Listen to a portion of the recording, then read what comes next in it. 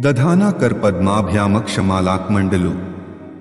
देवी प्रसीदतु मयि ब्रह्मचारिण्यनुत्तमा। माँ दुर्गा का दूसरा स्वरूप माता ब्रह्मचारिणी की पावन कथा। या देवी सर्वभूतेषु माँ ब्रह्मचारिणी रूपेण संस्थिता। नमस्तस्यै नमस्तस्यै नमस्तस्यै नमो नमः। ब्रह्मा अर्थात तपस्या और चारिणी यानी आचरण करने वाली। इस प्रकार तप का आचरण करने वाली माता ब्रह्मचारिणी, जिनका नवरात्रि पर्व के दूसरे दिन विधि विधान से पूजा की जाती है। माता अपने पूर्व जन्म में जब हिमालय के घर पुत्री रूप में उत्पन्न हुई थीं, तब नारद के उपदेश से इन्होंने भगवान शंकर जी को प्राप्त करने के लिए कठिन तपस्या की थी। इसी दुष्कर तपस्या के कारण इन्हें तपश्चारिणी अर्थात ब्रह्मचारिणी नाम से अभिहित किया गया। इन्होंने 1000 वर्ष तक केवल फल खाकर व्यतीत किए और 100 वर्ष तक केवल शाक पर निर्भर रहीं। उपवास के समय खुले आकाश के नीचे वर्षा और धूप के विकट कष्ट सहे। इसके बाद में केवल जमीन पर टूटकर गिरे बेलपत्रों को खाकर 3000 वर्ष तक भगवान शंकर की आराधना करती रही। कई हजार वर्षों तक वह निर्जल और निराहार रहकर व्रत करती रही। पत्तों को भी छोड़ देने के कारण माता का नाम अपरा भी पड़ा। इस कठिन तपस्या के कारण ब्रह्मचारिणी देवी का पूर्वजन्म का शरीर एकदम क्षीण हो गया था। उनकी यह दशा देखकर उनकी माता मैना देवी अत्यंत दुखी हो गईं। उन्होंने उस कठिन तपस्या को विरत करने के लिए उन्हें आवाज दी, उमा उमा। अरे नहीं! तब से देवी ब्रह्मचारिणी का पूर्वजन्म का एक नाम उमा भी पड़ गया था।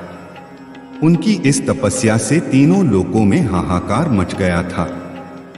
देवता, ऋषि, सिद्धगण, मुनि सभी ब्रह्मचारिणी देवी की इस तपस्या को अभूतपूर्व पुण्यकृत्य बताते हुए उनकी सराहना करने लगे।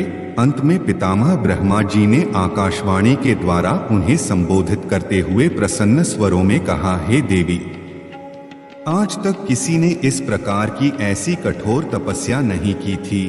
तुम्हारी मनोकामना पूर्ण होगी। भगवान शिव जी तुम्हें पति रूप में प्राप्त होंगे।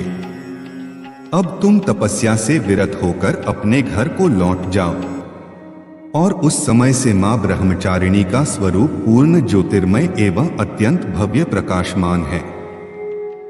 इनके दाहिने हाथ में जप की माला एवं बाएं हाथ में कमंडल सुशोभित है। नवरात्रि में दुर्गा पूजा के दूसरे दिन इन्हीं के स्वरूप की उपासना की जाती है। इस दिन साधक का मन स्वाधिष्ठान चक्र में होता है। इस चक्र में अवस्थित मन वाला योगी उनकी कृपा और भक्ति प्राप्त करता है।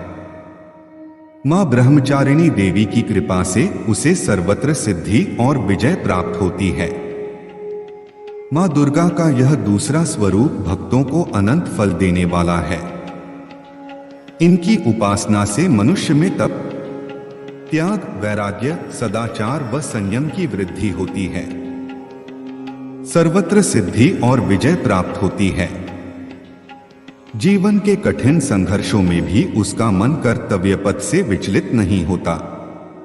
इस तरह की वीडियो सुनने और देखने के लिए चैनल सब्सक्राइब करें, लाइक करें और कमेंट करके जरूर बताएं। जय मां ब्रह्मचारिणी।